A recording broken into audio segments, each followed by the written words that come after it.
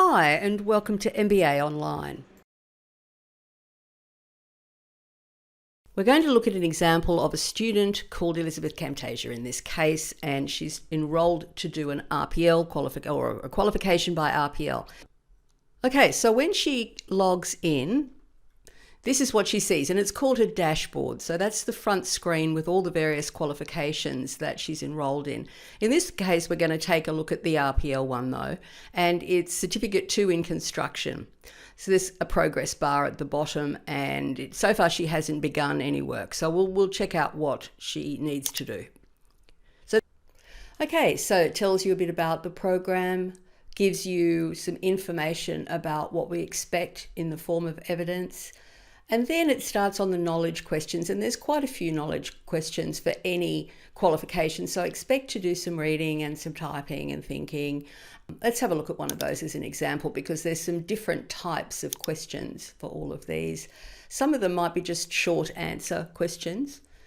Some of them might be have a look at an image and comment about it. Sometimes you might be asked to download a template, complete it, and then upload it again.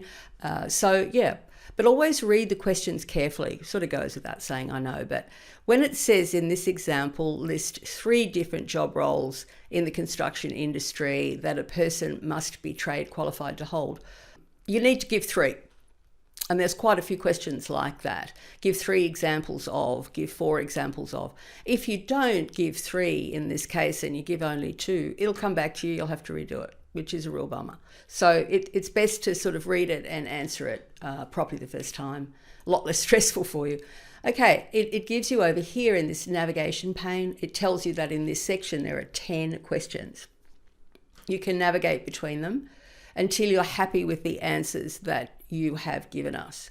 And then once you've done that, it says finish attempt. In this case, you haven't answered them, so you can return. But when you have, it'll say answer saved, and you check that you've done them all as well as you think you can. And then you submit all and finish. And that's the final button that sends all your completed answers through to an assessor for marking. And then they'll come back to say whether they're right or not.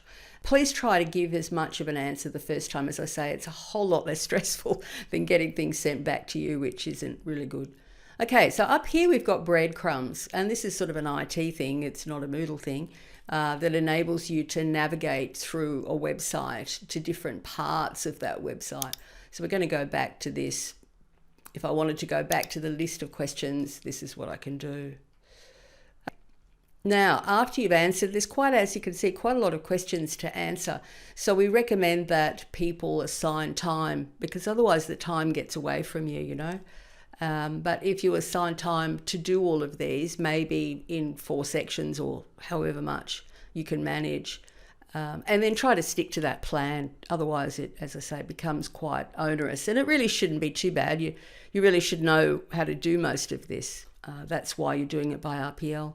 So that's all of the questions and how you do those. The next thing, and you can do it at the same time if you like, the practical projects. Now, it tells you exactly what we need to see you doing. You can do that by sending a time lapse or a video. We advise students to look at the practicals that they're required to do in their qualification and then make a plan to do it all based on your actual work schedule. To provide enough evidence, you need to plan to capture quite a wide range of your on-site tasks. Now, already looked at this one. Okay, so 3rd, levelling device or technique. So we need to see you using a levelling device. And what type?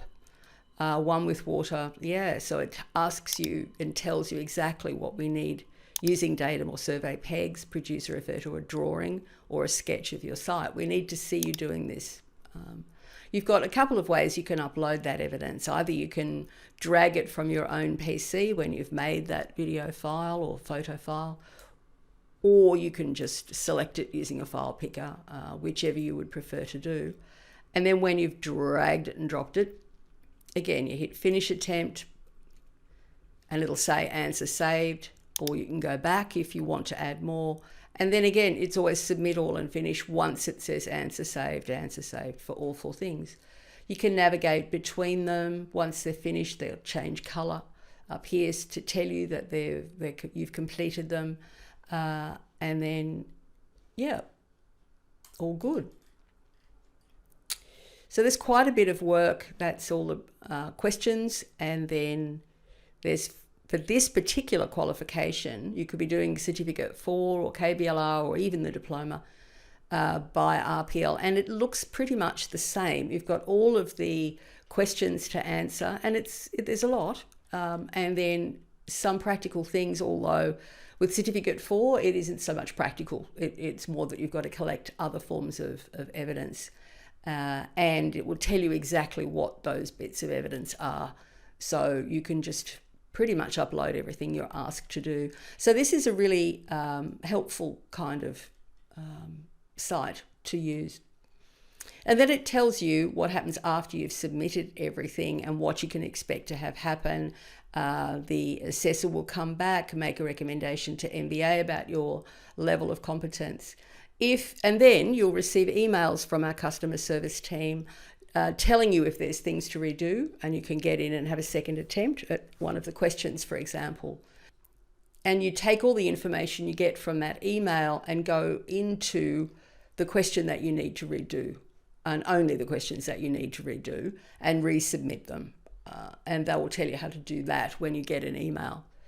Oh, if you get an email, you might get everything right the first time. So that's basically how you go about doing an RPL online.